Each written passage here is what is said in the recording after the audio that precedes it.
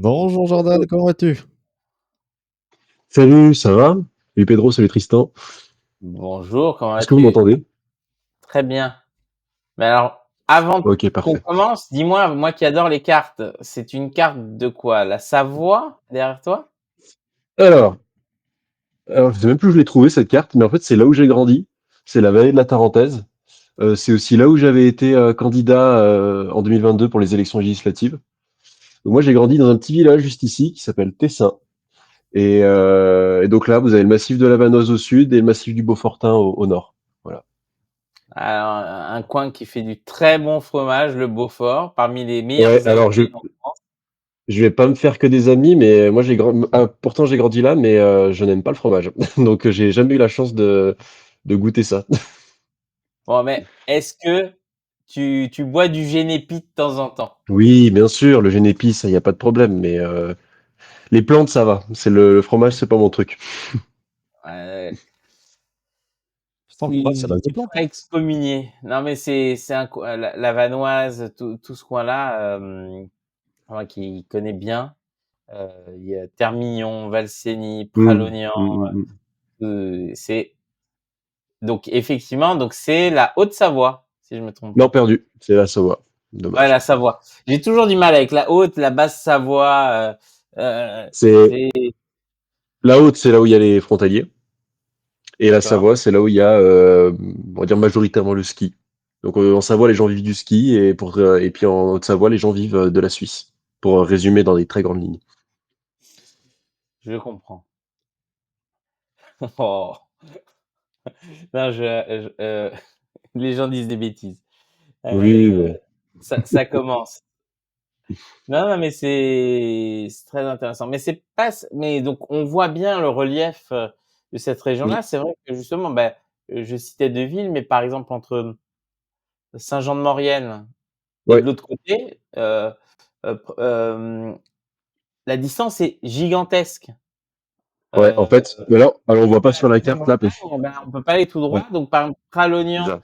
et Pralognan-la-Vanoise et Termignon qui sont, je crois, à 5 ou 6 kilomètres à vol d'oiseau, bah, il y a une grosse montagne, donc ce qui fait que ça met, plus de T'es obligé de faire le tour. 150 Il y a, kilomètres, pour rejoindre, ouais, c'est ça. un point. En fait, t'as une problématique dans ces territoires, bah, d'ailleurs, qui est un peu en lien avec ce qu'on va parler aujourd'hui. Mais il y a une problématique de distance, et souvent dans le cadre des administrations.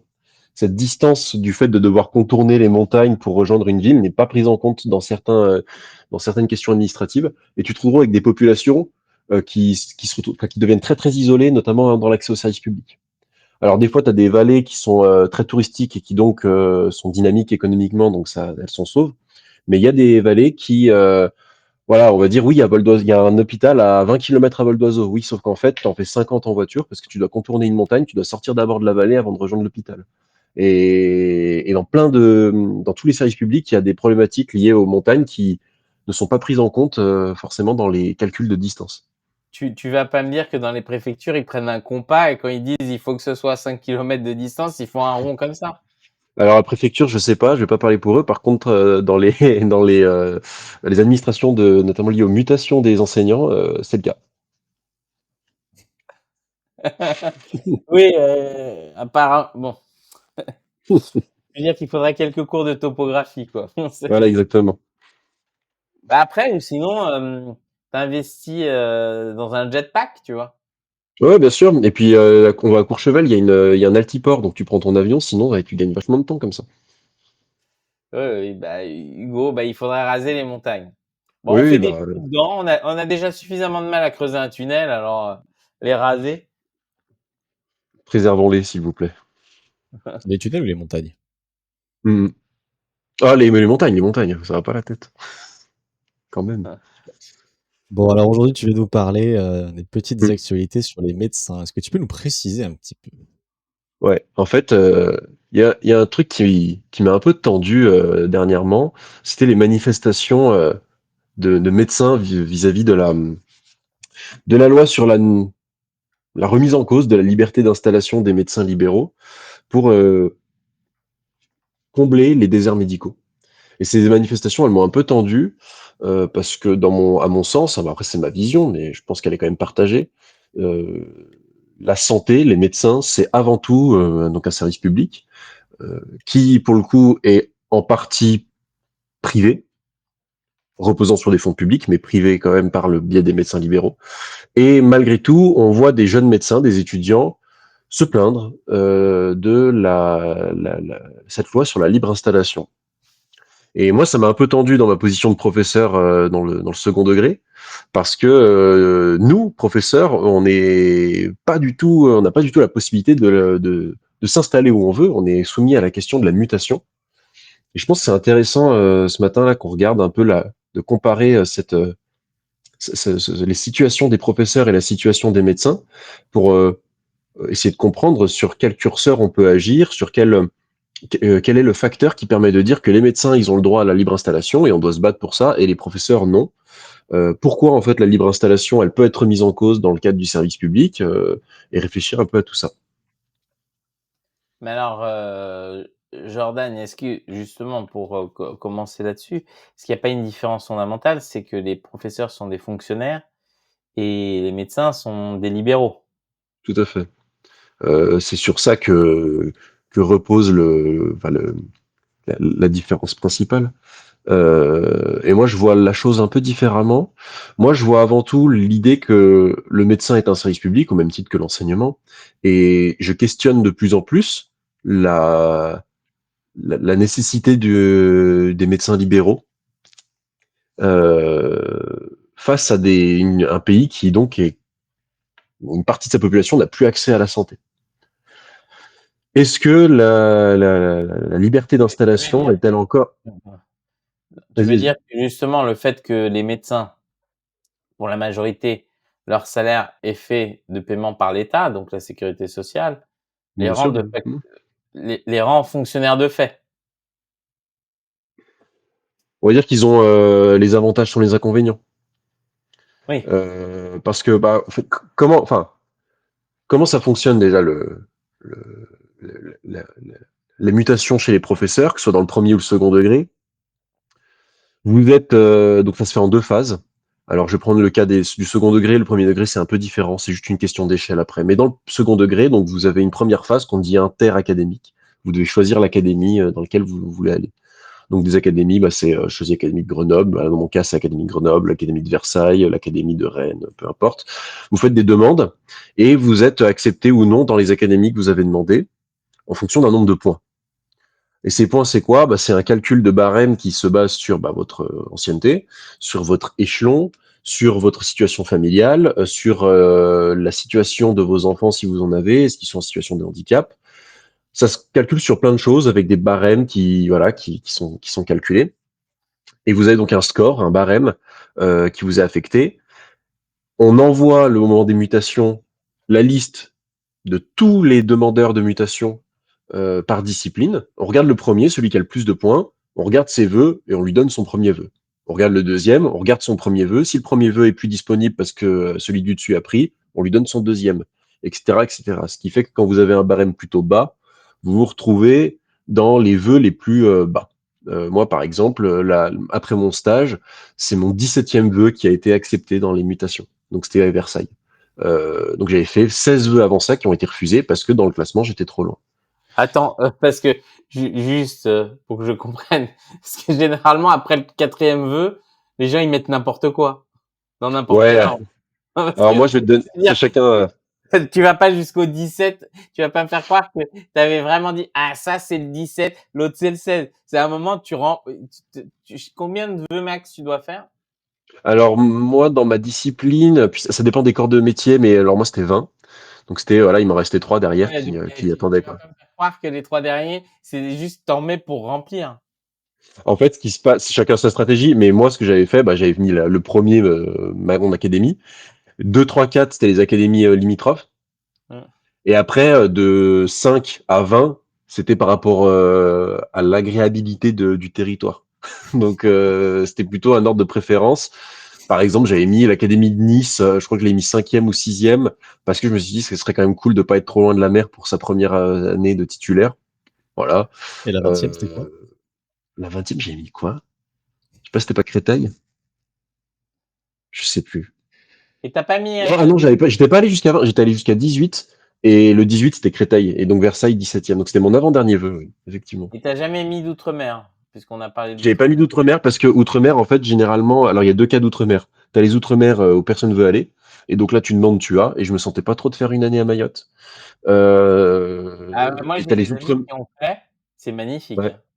Oui, c'est magnifique, mais moi en C'est plus, le dur. moment où j'ai fait les vœux, c'est le moment où il y avait les pénuries d'eau et les émeutes. Et j'avais vu justement des témoignages de collègues d'histoire géo qui étaient là-bas, et je me suis dit que moi, j'avais pas la force de le faire. Donc j'ai préféré pas faire l'outre-mer. Et après, tu as des autres outre-mer où j'ai même pas demandé parce que elles sont très très demandées, comme la Réunion par exemple. La Réunion, c'est extrêmement demandé, et je savais que je l'aurais pas de toute façon, donc j'ai pas cherché à comprendre. Parce qu'à la Polynésie, Mais je sais, à Tahiti, c'est ultra demandé aussi. ouais. Et là encore, tout ce qui est. Alors là, je parlais plutôt des départements et régions d'outre-mer, mais pour les collectivités et territoires, c'est des demandes particulières encore. Et c'est très très demandé. C'est plus facile d'aller à Versailles et Créteil que d'aller en Polynésie. Ouais. Et du Mais coup, les alors, on m'a médecins. dit, il y a aussi les lycées français de l'étranger aussi, qui sont très Ouais. demandeurs. Alors ça c'est des méthodes, c'est une demande que j'avais réfléchi aussi. En fait, mais je l'avais pas fait parce que mon objectif c'était de rentrer le plus rapidement possible dans ma région. Et quand tu fais pour rejoindre ma compagne notamment, et quand tu fais des demandes dans le lycée français étranger, tu t'engages pour 3 ans, quoi. Oui. Donc j'avais l'espoir de pas rester 3 ans dans une autre académie, et ça l'a fait d'ailleurs, donc je suis content. Mais ouais, et là c'est encore des demandes particulières, le lycée français étranger, parce que ça passe par le ministère des Affaires étrangères et pas par le ministère de l'Éducation nationale. Donc c'est encore autre chose là, mais ouais, tu Tu peux veux faire dire ce que genre de demande. ta compagne n'aurait pas accepté que tu fasses 3 ans au Brésil ou en Russie ou dans un pays, ah, je crois p Bah, je sais plus. on en avait parlé bien sûr, hein, de partir ensemble, mais on n'était pas d'accord sur les destinations, du coup on a abandonné l'idée. Moi je voulais Ouais. le Maroc plutôt, elle voulait plutôt un pays d'Europe, plutôt dans le nord ou Europe de l'Est, donc on n'était pas d'accord. Je dis bon, on va s'arrêter là. Surtout à Versailles. Bon. Et du coup Versailles. Bon, du coup après, moi j'ai eu Versailles, donc tu as la deuxième phase à partir de ce moment-là où tu dis, on te demande de faire une phase d'intra, c'est-à-dire qu'une fois que tu as l'académie, tu fais les vœux à l'intérieur. Et alors là, on rentre dans la complexité parce qu'avant c'était simple, tu avais tant d'académies, tu faisais les vœux, Alors, basta, et ça. combien de jeux cette fois-ci? Alors ça dépend de chaque académie. Chaque académie, elle a sa limite. Moi, je crois que c'était 20 pour Versailles, mais il y a des académies, ça monte à 25 ou 15. Ça descend à 15 pour d'autres, je crois. Donc chacun son nombre de vœux. Par contre, là, c'est beaucoup plus compliqué parce que sur 20 vœux, par exemple, tu peux pas mettre tous les établissements de. Donc là, il faut faire de la sélection. Faut faire de la sélection, et sachant que on pourrait dire la méthode, elle est simple, hein. Tu demandes un établissement, tu l'as pas, c'est celui d'à côté, puis on fait comme ça, on écrème. En fait, c'est beaucoup plus compliqué parce que tu peux faire plein de types de vœux.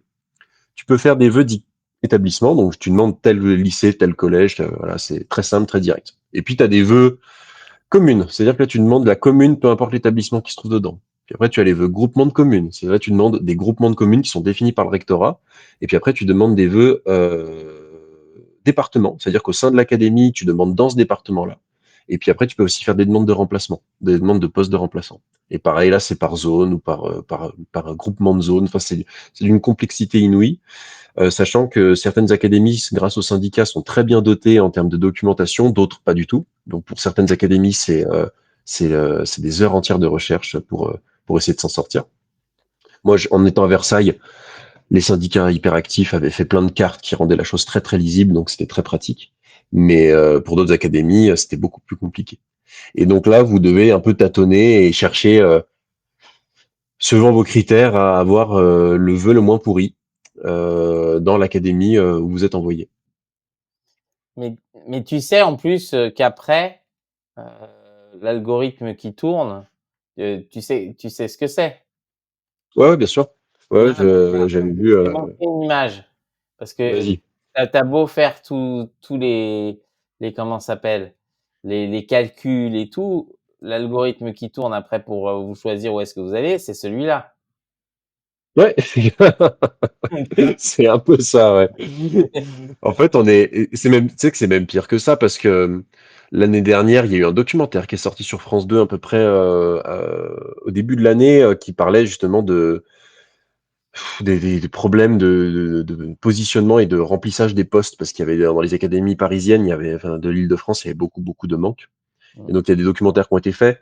Et c'est là qu'on s'est rendu compte que, en fait, dans les rectorats, dans certains services de rectorat, pour les affectations, donc sur cette phase intra-académique, le personnel tourne encore sur papier, crayon et Minitel en combinaison. Donc on est sur voilà, des outils qui sont plus du tout adaptés et en fait, c'est une Minitel? machine qui tourne très très mal.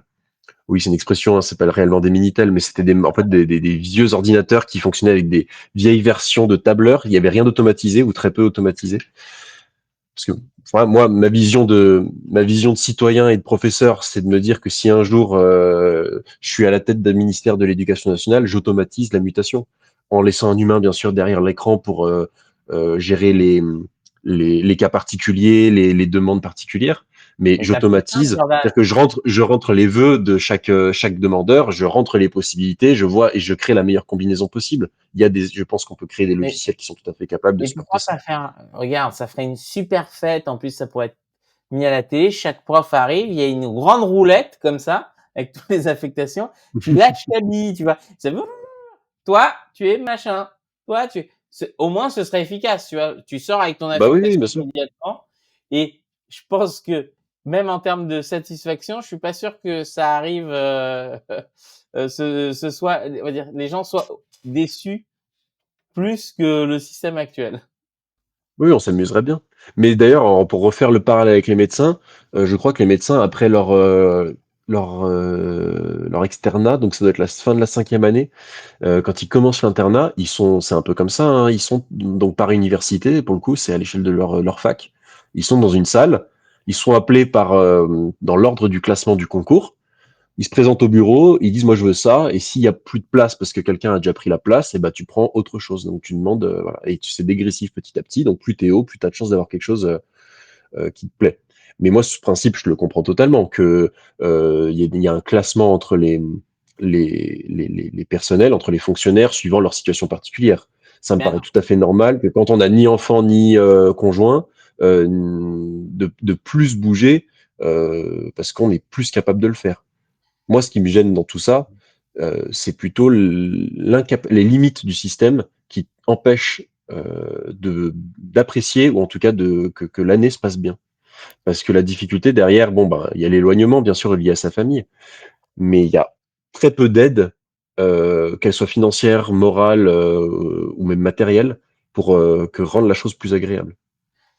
alors justement, parce que pour revenir sur la question des médecins, est-ce que le vrai problème, c'est pas qu'il faudrait faire, une logique de quota, avec des bonus et des malus financiers? C'est-à-dire si tu choisis une commune riche où il y a tous les services publics et où tout va bien, où il y a jamais de problème, bah, tu es moins payé, et que si tu choisis, d'aller dans le truc hardcore où, il y a, 7 profs qui se sont fait décapiter par, des méchants islamistes parce qu'ils étaient profs d'histoire, bah, dans ces cas-là, tu touches beaucoup plus. Ce qui fait que, et on pourrait imaginer la même chose pour les médecins, c'est-à-dire que là où il y a des déserts, bah, celui qui fait le choix d'installation aurait une compensation, et celui qui choisirait de s'implanter là où il y en a beaucoup, bah, il aurait une dépréciation. Et justement, c'est Mmh. avec, on va dire une réévaluation régulière, parce qu'on peut imaginer, que, bah, ça bouge. Et sur les affectations, justement, de profs comme de médecins, l'idée, c'est aussi que meilleur on va être, plus on va être envoyé, plus on aurait, en fonction justement de son bonus au concours, on pourrait avoir un deuxième bonus qui est la qualité. C'est-à-dire que Mmh. meilleur tu es, plus ton bonus serait valorisé si tu vas dans une zone difficile. Parce que, et on voit très bien dans l'éducation nationale, le fait que les très bons établissements attirent de très bons profs fait que malheureusement, les mauvais établissements se retrouvent avec des profs moins bons. Et donc, Ouais. est-ce qu'il faut pas casser cette logique-là? Et justement, le vrai problème de cette libre, de soit des affectations, soit de la libre installation, c'est que derrière, tout est considéré comme pareil. Alors que quelqu'un qui est, Mmh. alors que c'est la vie en France, en fonction des endroits, des conditions, n'est pas pareille. Alors si jamais juste un point, j'ai quelque chose dont j'en parlais avec, un président de corpo, de médecine qui lutte au PCF, et il me disait, ce système-là qui est proposé, ça a été proposé par, des parlementaires. Il me disait: «Bah écoute, si on fait ça, tu vas juste avoir les plus riches qui vont dire: "OK, je vais là où je veux et je me déconventionne et puis allez vous faire voir"». Ouais, justement, j'allais y venir. En fait, Pedro, t'as dit la solution serait. Moi, je pense que la première des solutions dans les deux cas, que ce soit chez les professeurs, chez les médecins et en fait dans tout service public, c'est le recrutement. Parce que la loi, et c'est pour ça qu'en fait, je me moque un peu des étudiants en médecine là qui font leur manif, parce que bon, ils ont pas l'habitude de faire des manifs, les étudiants en médecine. C'est pas leur milieu, c'est pas leur milieu social. Donc ils ont pas, voilà, je les ai trouvés un peu ridicules dans leurs arguments. Mais il y en a quelques-uns que j'ai trouvé très intéressants et ils ont tout à fait raison. C'est le recrutement qui compte. Parce que dans une loi, des lois ou des systèmes qui imposeraient ou qui limiteraient en tout cas la libre installation, ça ne fonctionne pas s'il y a un manque, s'il y a une pénurie. Et en l'occurrence, médecin comme prof, il y a pénurie. Il y a pénurie et pénurie organisée en plus. C'est pas une pénurie parce que plus personne veut faire. C'est pas vrai. Médecin et prof, c'est encore des concours qui sont sélectifs. Alors prof, ça dépend des disciplines. Les disciplines où c'est plus la galère que d'autres. Parce qu'on a moins, par exemple en maths, c'est compliqué parce qu'on a moins une culture mathématique qui se transmet à l'école, donc forcément on a moins de mathématiciens formés. Mais globalement, les profs et les médecins, c'est des concours qui sont encore sélectifs, donc il y a encore des gens qui veulent le faire, mais on recrute juste pas assez. On recrute pas assez et ça a été organisé depuis 40, 50 ans par nos politiques. Ça fait 40, 50 ans que cette pénurie est organisée.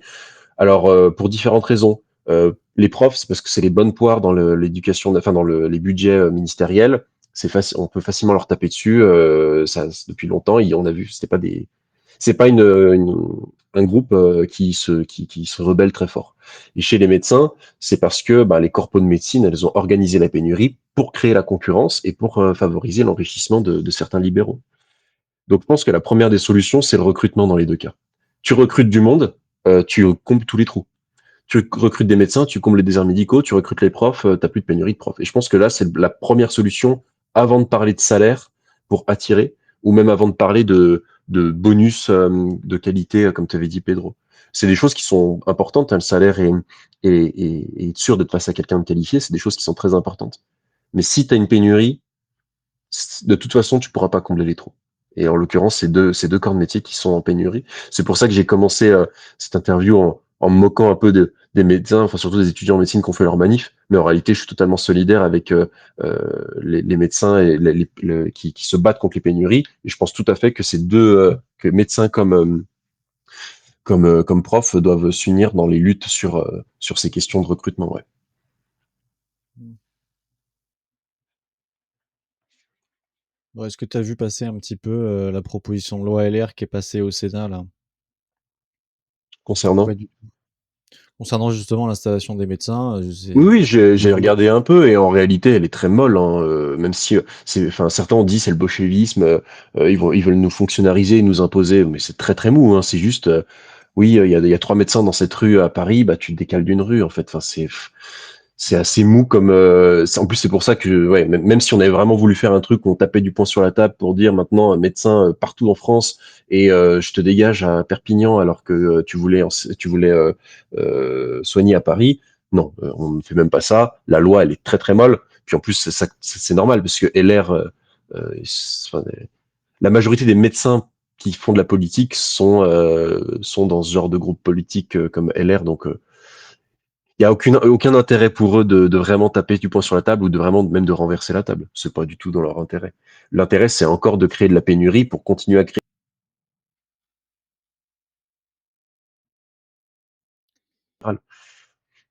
La médecine, bon, moi je suis pas médecin donc je suis pas dans le milieu. Par contre, je côtoie le milieu de par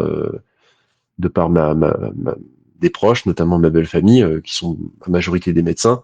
Le système public est effrayant pour nous, hein, mais il est aussi effrayant pour les gens qui y travaillent.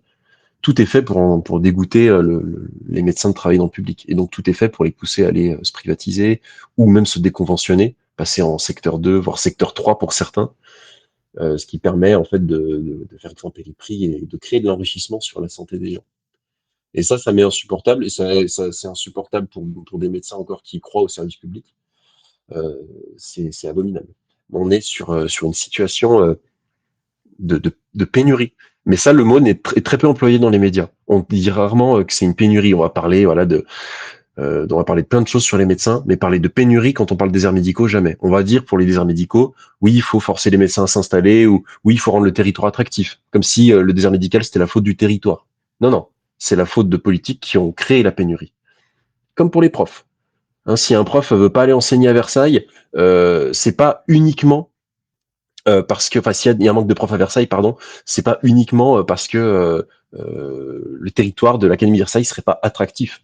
C'est pas vrai. Je veux dire, l'Île-de-France, c'est un territoire hyper attractif. Non, c'est parce que déjà les conditions sont pas top, mais surtout il manque des profs pour remplir les trous. Je regardais les chiffres juste avant de commencer, parce que les chiffres de la mutation interacadémique sont sortis là. Il y a quelques semaines, il y a eu les résultats. Donc chacun a Mmh. eu son affectation académique pour l'année prochaine. Du coup, je regardais les chiffres en histoire géo. Les chiffres ont chuté. Les barèmes, ils ont complètement chuté. Pourquoi ils ont chuté? Ça veut dire manque de personnel. Si il y a une chute, c'est que si la chute des barèmes, ça veut dire qu'il y a un manque de personnel, il y a un manque de personnes qui rentrent dans la fonction. Donc on est face à des académies. Par exemple, je prends celle de Rennes. Avant, il fallait 1100 points. Donc l'année dernière, c'était 1100 points en histoire géo pour rentrer dans l'académie de Rennes. Là, on est descendu à 800 cette année. Une baisse de 300 points sur un barème de 1100 à la base, c'est gigantesque. Je prends mon académie, celle de Grenoble. L'année dernière, moi, je suis rentré avec 170 points. Aujourd'hui, ça a divisé par deux. Cette année, c'est divisé par deux. Donc ça veut dire qu'on fait rentrer des gens avec un barème beaucoup plus bas. Donc ça veut dire qu'il y a moins de monde.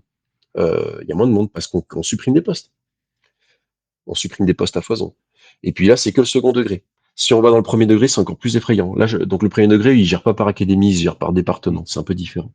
Mais dans le département de la Savoie, par exemple, je le sais parce que ma compagne, elle est dans le milieu. Département de la Savoie, c'est combien de classes supprimées, elle m'a dit? Une cinquantaine dans tout le département pour la rentrée 2025.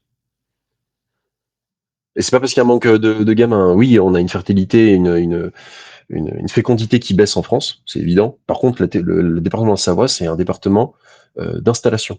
C'est-à-dire qu'on a une population qui vieillit, certes, mais on a aussi une population qui grandit. Donc ça veut dire qu'on a une installation des jeunes parents, donc on a une augmentation du nombre d'élèves par classe.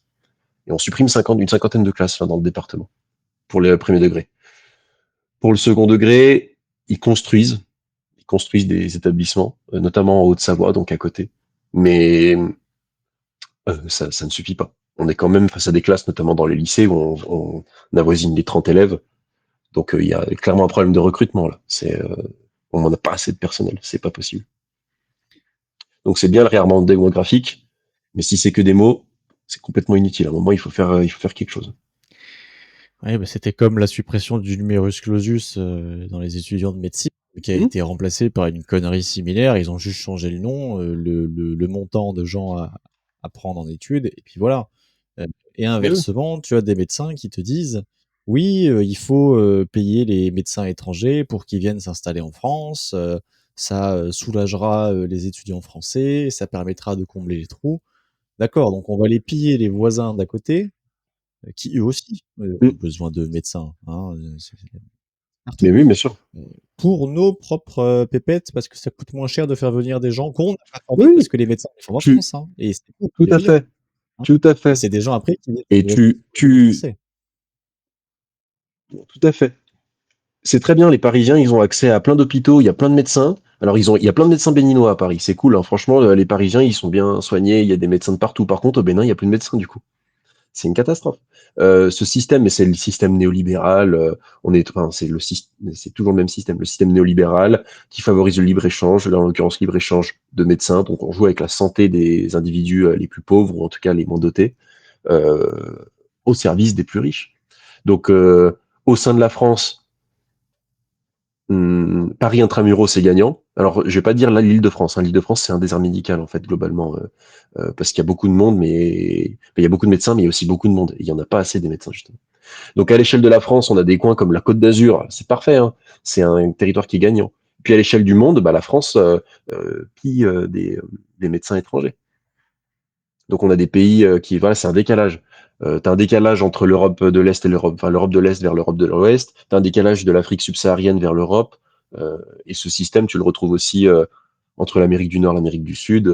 Tu le retrouves aussi au sein de l'Asie du Sud-Est, entre les pays les mieux dotés, et les moins dotés. Mais parce que le système mondialiste libre-échangiste favorise le pillage des ressources. Souvent, on parle des ressources matérielles, on parle souvent de terres rares, de cuivre, de métaux, mais aussi de ressources humaines, notamment médecine, santé. Alors, je sais plus qui a fait la remarque tout à l'heure, mais justement sur le fait, si on impose aux médecins, les médecins vont se déconventionner. Mais moi, je vois pas le problème de la déconvention, en fait. Un médecin, s'il fait le choix d'exercer dans le privé et qu'il prend plus les remboursements de la sécurité sociale et que derrière, c'est ses patients qui doivent... Qui a payé ses études? Ça dépend. Ouais, ce que j'allais dire, mais surtout que Non, mais ça dépend. les conventions, la déconvention, il y a plusieurs niveaux. Tu as aussi le secteur 2, notamment, qui sont majoritaires. Dans le secteur 2, c'est là où tu as t'as des médecins qui, alors certes, ils vont en fait juste faire des dépassements d'honoraires, mais ils vont quand même toucher un remboursement de la Sécu. Donc eux, ils vont être sur un double financement du patient, mais de la Sécu, aussi de l'argent public. Et, et c'est une cata. Et en plus, de toute façon, enfin, j'ai même pas envie de les blâmer forcément parce qu'il y en a Ouais, il de y en a par qui sont pas l'endroit où ils sont. Donc conventionnés. Et ceux, à la limite, oui, les secteurs 3, eux, ils ont c'est open bar, ils peuvent mettre le prix qu'ils veulent et c'est juste le patient qui accepte. exactement. Mais t'as des territoires il y a un chantage à la déconvention où t'as des territoires où des gens sont obligés. Enfin, je vais parler de mon cas personnel. Il y a quelques années de ça, c'était il y a 2 ans, je crois, 2 ans et demi. Je me suis percé le tympan en allant sous l'eau à la mer. Enfin, j'ai fait le con, j'ai pas, comment on dit, équilibré en bouchant le nez. Et du coup, je me suis percé le tympan. Bon, c'est une douleur abominable, hein, le tympan. J'avais jamais ressenti une douleur comme ça. Pendant une semaine, tu te tapes la tête contre les murs, c'est horrible. Moi, je cherche donc un ORL pour me soigner. J'étais à Chambéry, donc en Savoie. De Chambéry à Lyon, il y avait aucun ORL qui pouvait me prendre avant 4 mois. Donc ça veut dire que je me suis dit, ok, donc il faut que j'accepte d'avoir mal jusqu'à ce que ça se résorbe tout seul. J'ai dû prendre un rendez-vous à Paris. En fait, j'ai pris le train, j'ai pris un TGV pour faire Chambéry-Paris, aller voir un ORL parce que j'avais trop mal. On en est à ce niveau-là. On en est à un Et t'as eu de niveau la où des chance, hein, parce gens, que même à Paris, aujourd'hui, le délai d'attente, il est... ouais, non, j'ai eu de la chance, j'en ai trouvé une, puis alors qui était conventionnée secteur 2, mais qui était adorable, m'a vraiment aidé pour le coup, et ça valait le coup. Mais, donc, conventionnée secteur 2, j'ai été remboursé, je crois que c'était 90 € la séance. Elle prenait 30 au dépassement d'honoraires, 30 ma mutuelle, 30 la sécu. Donc, c'était un tiers, un tiers, un tiers. Donc, moi, j'ai réellement dépensé 30 €, mais j'ai dépensé aussi, d'un aller-retour en TGV, quoi. Donc enfin mon soin, il m'a vraiment coûté peut-être 150, 200 €, je sais plus, enfin, au total. Plus, quand t'arrives, voilà, il fallait que je me nourrisse sur la journée à Paris, donc prendre un sandwich dans une boulangerie parisienne, enfin c'est des trucs Oui, je cons, vois bien mais ça. comme t'as des territoires qui sont complètement délaissés, il y en a qui sont obligés de faire des distances abominables pour aller se soigner. Mais Jordan, depuis quand les profs, ils se nourrissent? Oui, Vous c'est vrai. Mais nourrissez maintenant que je pas suis payé, une je me permets, quoi. existence d'amour et d'eau fraîche? C'est votre ministre? Ouais, on essaye, mais bon, c'est un manque, il y a quand même un manque calorique à un moment. Oui, alors justement, c'est bien qu'ils Non, mais qu'ils voilà, ont, oui. les corrigés. Il y a pas d'études gratuites en France, attention. Les on finance de la même Ah, mais bien sûr, on non, non, mais finance les études par nos impôts, on finance donc les études de médecine sont payées par la collectivité, mais la collectivité des citoyens. mmh. Maintenant, je ne vois pas pourquoi un étudiant en médecine devrait plus pour ses études en médecine qu'un mec qui a fait musicologie et qui... Alors, je suis désolé, hein, je ne dis pas que la musicologie sert à rien, juste il y en a beaucoup plus de formés que de besoins réels. Concrètement, on ne demande rien au mec qui est musicologue de rendre à l'État, donc je trouve que c'est un peu gênant de le demander dans un sens Oui, mais et dans l'autre, je comprends ce que tu veux dire. Ouais. tu vois? C'est-à-dire que pour moi, Mais c'est juste que dans le cadre des médecins, on est C'est pas la même chose, c'est pas la même oui, activité. excuse-moi. oui, Ouais, moi, ce que j'allais dire, en fait, là, on est face à un service public, enfin, service public qui n'en a que le nom, malheureusement, parce que, enfin, moi, j'adore mon médecin traitant, il est libéral, enfin, il est très bien, il m'a sauvé plusieurs fois la mise, mais, est-ce que, on peut appeler ça un service public, la médecine libérale? Parce qu'en soi, oui, dans les faits, ça devrait être un service public, c'est un service d'intérêt public. Est-ce que maintenant, la collectivité qui finance les études de médecins qui deviennent donc libéraux et qui se déconventionnent derrière pour voilà faire du blé, hein, faut dire ce qui est, c'est faire du blé. Ouais, ça me dérange et je pense que ça me dérange plus dans le cas d'un médecin qui bah, quand tu t'engages pour soigner les gens, tu le fais dans l'intérêt du service public, même si t'as pas passé un concours de la fonction publique. Je pense qu'il faut arrêter avec cette idée que le service public, c'est la fonction publique. C'est pas pareil. Pour moi, un boulanger, c'est un service public et il rend service à la communauté. C'est un service public important dans la vie d'une ville ou surtout les petites. Donc, je pense que le médecin, même s'il n'a pas passé un concours de la fonction publique, de par son statut de médecin et de garant de la santé de ses compatriotes, euh, il y a un intérêt, il y a un intérêt qui Pour info, dépasse. dans les études de médecine, il y en a beaucoup qui font des résidences en CHU ou de l'internat. C'est même, je crois, une obligation. Bien Et sûr, donc, bien franchement, sûr, bien sûr. vu les horaires que certains font dans les conditions très dégradées que c'est les urgences, etc., on peut dire que dans une certaine mesure, ils rendent aussi un peu de ce qu'ils ont fait. Comme à nouveau, le musicologue, on lui demande pas de donner des cours de musique gratos dans des conservatoires de banlieue violente pour compenser ses cours de musicologie, tu vois. Donc c'est attention, hein, Bien je ne dis sûr. pas qu'il On leur faut C'est demande pas de travailler gratuitement, hein. non, mais ils sont très mal payés hein, dans l'internat. Bah, c'est un mais problème ça aussi. oui, bien sûr. Mais d'ailleurs, Mal mais c'est payés, d'ailleurs un truc. les Mais moi, c'est un truc infirmiers qui me enseignants, dérange. etc. Oui, oui. C'est Ouais, Bien 2 sûr. € de l'heure, hein. Moi, c'est un truc qui me dérange d'ailleurs, c'est que il y a eu il y a eu de la, il y a une situation dans les hôpitaux publics qui est mais déplorable. Et puis, il y a ce qu'on entend dans les médias et ce qu'on entend après quand on discute directement avec les gens qui y travaillent. C'est effrayant. L'hôpital public, c'est effrayant ce qui se passe. Mais alors, pour moi, je reviens sur ma petite moquerie du début de l'interview. Les étudiants en médecine qui font des manifs quand on remet en cause le fait qu'ils puissent s'installer où ils veulent, elles sont les manifs pour lutter pour leur droit à avoir un bon salaire, à être respecté, à pas faire deux nuits de suite des horaires de fous furieux, aussi à faire en sorte que leurs patients ils soient bien soignés, qu'ils soient pas accueillis dans des conditions misérables. mais Enfin, ils sont où à ce moment-là quand les même, étudiants en médecine? il y a beaucoup de soignants qui sont en grève, en particulier dans les CHU, etc. Oui, Ouais. oui, oui. Mais moi je parle de manifs à plusieurs centaines ou milliers de personnes Oui, dans les rues de Paris. on est Et, d'accord. c'est quand? On est d'accord. Mais de manière générale, les manifs de profs sont plus qu'elles étaient non plus. Ah mais oui, et d'ailleurs ce que je disais tout à l'heure, le prof c'est la bonne poire hein, dans les ministères parce que on peut tout lui faire globalement. Ils vont enfin ils vont faire une grève une fois tous les mois, donc en fait il n'y a pas de grève générale, donc il y a pas de ça ne pèse pas. Voilà, ils ne pèsent pas dans le politiquement. Et c'est même Ils encore sont mieux. pas, ils ont perdu le militantisme qu'il y a eu par le passé. On en parlait avec des collègues et ils disaient justement ça sert à rien de faire grève. Si tu fais grève, le rectorat il est content d'économiser des sous que tu payes pas. Tu vois? Bon. Ouais. Oui, moi je sais qu'il y a il y a eu pendant certains mouvements, alors moi j'étais pas encore enseignant à ce moment-là, mais il y a eu pour certains mouvements de grève de profs, dans certains collèges et lycées, ils disaient on va pas faire grève, manif, etc. On va prendre les élèves et au lieu de faire cours de maths, au lieu de faire cours de physique, au lieu de faire cours d'histoire géo, on va leur expliquer en fait pourquoi ce qui se passe c'est grave, pourquoi la réforme qui est en cours elle est grave. On va casser du coup notre réserve, mais on va prendre cette heure pour faire de l'éducation populaire en fait. Voilà. Alors, Mais c'est des méthodes qui sont bah, décriées par certains, ce que je peux comprendre, je comprends leur point de vue, et puis aussi qui sont perdus parce que c'est plus engageant quand même. non, bien sûr, mais c'est ce que mon propos était surtout qu'on réclame souvent une compensation aux étudiants de médecine, alors que effectivement, la vraie question, c'est pour moi, même au-delà de la question de la médecine libérale, qui est secondaire, c'est la question: la médecine est-elle un bien public? Et donc à ce titre-là, si la médecine est un bien public, la santé, bah, de facto, il ne devrait pas y avoir de privatisation de ce secteur-là.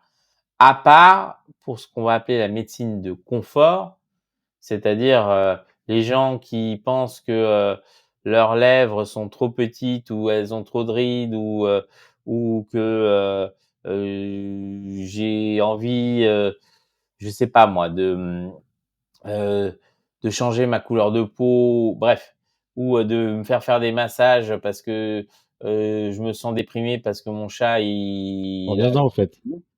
Non mais à part ces cas-là, tous les autres cas réels devraient être pris en charge. Il y a énormément de pans de la médecine aujourd'hui qui sont pas remboursés. Je pense tout ce qui est psychomotricité, groupe d'habilité sociale, ben, Alors les lunettes, les yeux, les non, dents. les lunettes sont remboursées.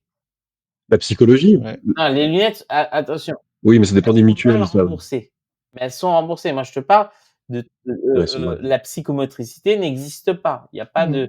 de, c'est pas, il y a pas de case sécu, si on prescrit la psychomotricité. L'orthophonie, par exemple, est remboursée, mais La psychologie, hein, la psychologie, c'est un domaine qui est pas du tout remboursé. C'est bien dommage d'ailleurs, parce que on l'a trop souvent négligé, la santé Ouais. mentale. Et on voit l'état de psychologique, hein, des Français, hein. Mmh mh. Bien sûr. j'aime bien, j'aime bien cette remarque. C'est pas faux. Non, c'est après tout dépend. Alors je vais être très sincère.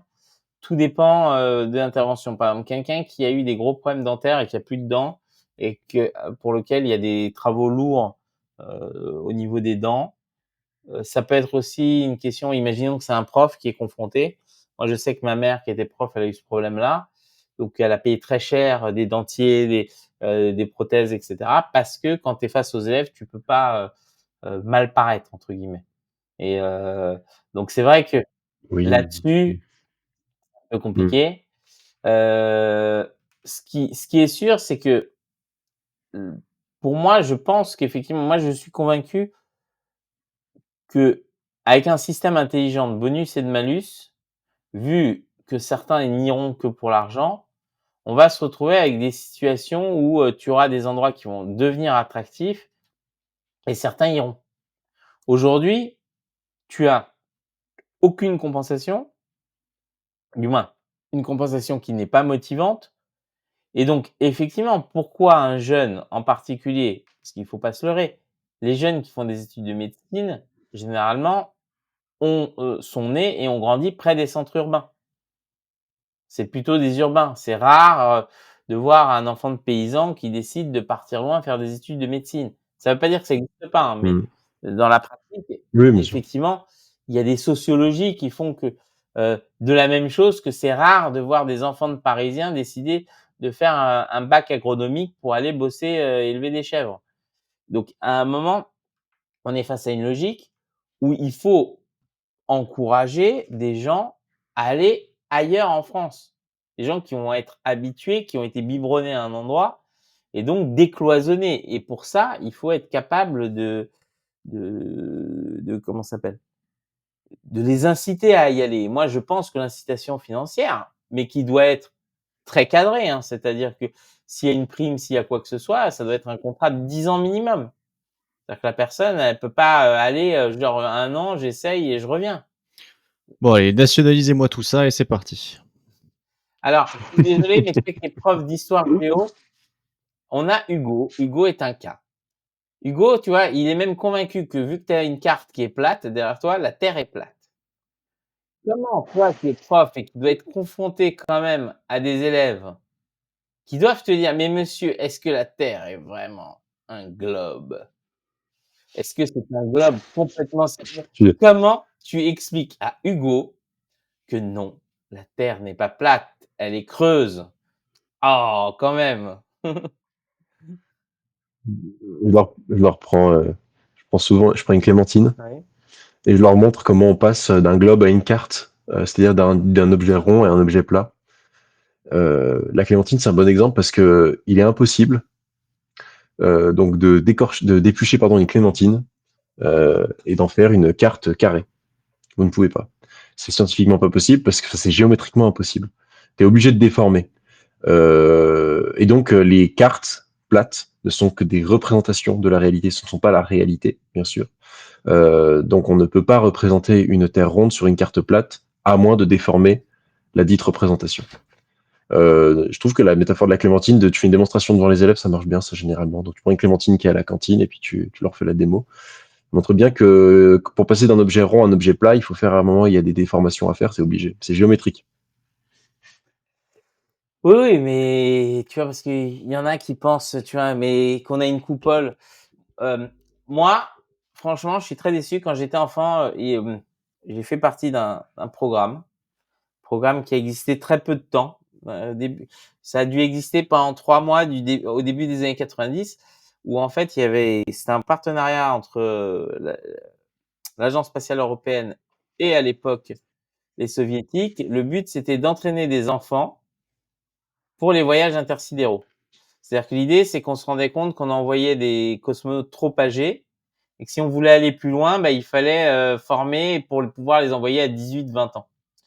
Et donc, l'idée, c'est qu'ils commençaient la formation avec des jeunes de 10 ans pour qu'en gros, et donc j'ai fait un peu, c'est comme ça que j'ai fait la biologie moléculaire et de l'astrophysique très jeune. Euh, mais voilà, il y a un truc, c'est effondré, le bloc et le programme a disparu. Eh ben, j'aurais pu savoir Ouais, parce mais on que je devrait les savais. reformer. On devrait les reformer. Bon. Mais, en fait, ouais, il y a un truc, je fais un aparté, mais il y a un truc sur ces questionnements un peu limités des élèves, mais qui sont normaux, en fait. Les élèves, l'enfance et l'adolescence, c'est des questionnements sur le monde et des remises en cause aussi de ce qu'on nous montre. Donc, des fois, c'est normal à cet âge-là de titiller leur prof en demandant si la Terre est vraiment plate. En fait, moi, je suis pour une refonte complète du système éducatif et notamment de son approche consumériste. Parce que malheureusement, tu regardes les programmes scolaires, c'est assez consumériste, hein. Et concernant les voyages spatials, je leur dis souvent un truc sur l'avenir, mes élèves, c'est vous avez plus de chances de voir dans la ville de demain, vous avez plus de chances de voir le retour de la calèche que l'arrivée de la voiture volante. Faut accepter, je pense, à un moment de se dire que les limitations de ressources, les, le dérèglement climatique aussi, mais surtout la restriction dans les ressources et les limites physiques de la Terre et de l'univers, font que bon ben vous n'irez pas dans l'espace jamais. Et en fait c'est pas grave, on a déjà largement de quoi faire ici. Ça ne me déçoit pas, j'irai un jour. Désolé, mais toi tu viens d'une génération où on vous a biberonné. Tu regardes en vrai, c'est hyper intéressant. Il y a des études d'historiens là-dessus. Les les science-fiction ou l'étude des œuvres littéraires ou même cinématographiques. Et en fait, ta génération, Pedro, vous avez un truc beaucoup plus utopiste que la nôtre, avec des œuvres beaucoup plus utopistes, style à la Star Trek par exemple, tu vois. Où l'avenir, c'est des mecs c'est des gouvernements intergalactiques qui s'entendent tous, il y a la paix, il y a même plus d'argent. Enfin, c'est l'utopie, quoi. Tout le monde est content, tout le monde est utile à faire quelque chose. Nous, on a plutôt grandi avec des invasions de zombies, des destructions de monde. Enfin, voilà, c'est beaucoup moins. Et je pense que ça dit quelque chose aussi de l'époque, hein. Et pourtant, la guerre des mondes, c'est ancien. Oui, oui, Les il y a des zombies, les exceptions, bien premiers sûr. films de zombies de Romero, ils sont très anciens. Oui, Euh, mais je parle de vraiment en tant que culture populaire, l'accès à la masse, tu vois. Des films catastrophes. En fait, tu regardes, il y a des études qui l'ont montré, le nombre de films catastrophes qui montrent la fin des temps, la fin du monde, ça a explosé depuis, on va dire, la fin des années 90. Ça explose. il y Il y a avait que des ça. films, il y avait plein de films catastrophes avant. Oui, mais en tant que culture de masse et en tant que nombre, en fait, tu regardes la quantité, il y a une différence générationnelle. Et moi, je le ressens même l'enseignement, Bah, avec des professeurs qui sont plus âgés. Il y a une vision du monde qui est pas la même. Mais c'est normal. Enfin, mais il faut pas oublier que nous, on a vécu avec l'épée de Damoclès, on a grandi, de la fin du monde, réelle, par avec, une guerre, non, une guerre nucléaire ouais, ouais, totale. la guerre nucléaire. Ouais, la guerre nucléaire C'est totale. toujours le cas. Oui, Non, on y vous avez revient. pas grandi, Ça vous avez revient à pas la grandi mode. avec cette vision-là. Nous, c'était une vision réelle, c'est-à-dire que quand tu naissais dans les années 80, non, mais c'était une réalité. Tristan, tu l'as pas, tu peux pas, on voit Oui, clairement la évidemment, j'en différence. sais rien, mais moi du plus loin où je me souviens, cette menace nucléaire a toujours été dite, que ce soit en cours, à la télé, dans la Oui, culture. mais il y a une menace. Nous, on savait que tous les mercredis, quand les sirènes sonnaient, tu avais quand même un petit coup comme ça, tu vois? Tu disais: «Ça pouvait être réel».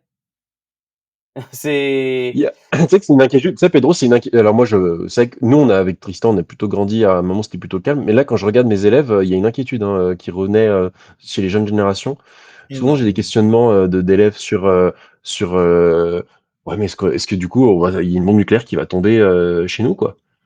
ah, tu leur Il y dis a de il y a toute un j'ai l'impression qu'il y a un retour, que des questionnements que moi je me posais pas à leur âge. Après, j'ai pas fait une étude là-dessus, hein, c'est peut-être des cas particuliers, mais en tout cas j'ai des questionnements d'élèves, ouais, là-dessus, Beaucoup, de non, beaucoup mais plus en aussi, plus. ouais. c'est normal, hein, Ah ouais? puisque, LCI, tout le monde parle de l'apocalypse et que, heu Vladimir pourrait envoyer un Oreshnik nucléaire n'importe où, n'importe quand. Non, là, il faut Mmh. les envoyer voir, Docteur Folamour, comme ça ils comprendront que de toute façon, s'il y en a une qui est lâchée, c'est cuit pour tout le monde, tu vois? Donc il y a pas besoin de se Oui, oui, préoccuper. parce que mais oui. Puis tu as pas le temps de la voir venir, avec un peu de chance. Avec un Ouais, peu tu de 8 chance. minutes, 8 minutes, tu auras les sirènes, bon, tu peux finir ta partie de Candy Crush, non ça existe plus, je sais pas, de Brawl Ouais. Stars, voilà, pour les jeunes et C'est voilà, Brawl Stars en ce moment, ils sont à fond Brawl Stars, ouais. Brawl Stars, je sais, j'en ai un là qui est rentré du collège, Brawl Stars, Brawl Stars. Oh là là, je ne comprends Ouais, rien. Brawl Stars à fond. Mais on va, comme tu es prof et qu'il y a beaucoup de choses et en Ouais. plus, moi j'essaie de gagner du temps pour savoir si l'avion de l'autre il était arrivé, mais je sais pas où est-ce qu'il est. Il est toujours pas posé. Ça l'apprendra à se moquer. Hem, Parce que j'ai l'impression que son avion a été bougé, encore une fois. Heu, Encore. Bah, c'est très étrange parce qu'il est censé, être déjà arrivé. On parle de Georges, hein, si jamais. Oui, oui, tout à Oui, ouais, fait. j'avais compris, Non, mais j'avais parce qu'il compris. y a Mais quelques il était juste à côté d'Istanbul, mais genre vraiment, je sais pas, à aurait-il été 3-4 dérouté? kilomètres et maintenant il est super loin. Donc en fait, l'avion fait des tours. Donc peut-être c'est à cause de tous les chefs d'État qui arrivent, donc là, il est censé arriver, donc il refait un tour de la ville. Il est censé arriver dans 11 minutes. Bon, on verra. On verra ce qui va On se passer. surveillera ça. Est-ce que la guerre, va se calmer un peu ou pas? Peut-être que ça calmera aussi un peu tes élèves. Et bon, Hugo ne croit pas que la Terre est ronde. Il ne croit pas que, la bombe nucléaire existe.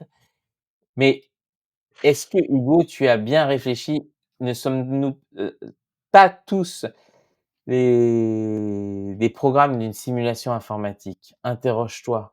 Parce que vu que tu crois au design intelligent, peut-être qu'on est juste des Sims géants. Voilà. Bon, tout ça a été très intéressant.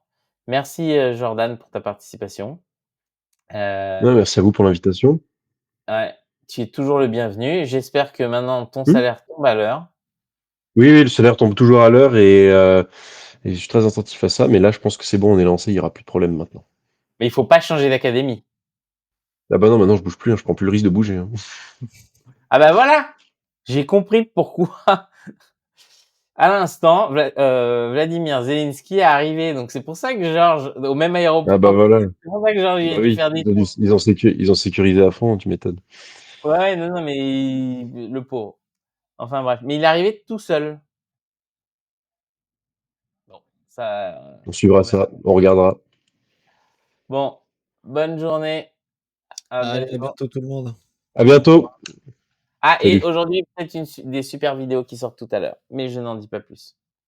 Super, bah, je regarderai ça. Merci. À plus et Salut. regardez Todd et Tolstoï, c'est très intéressant.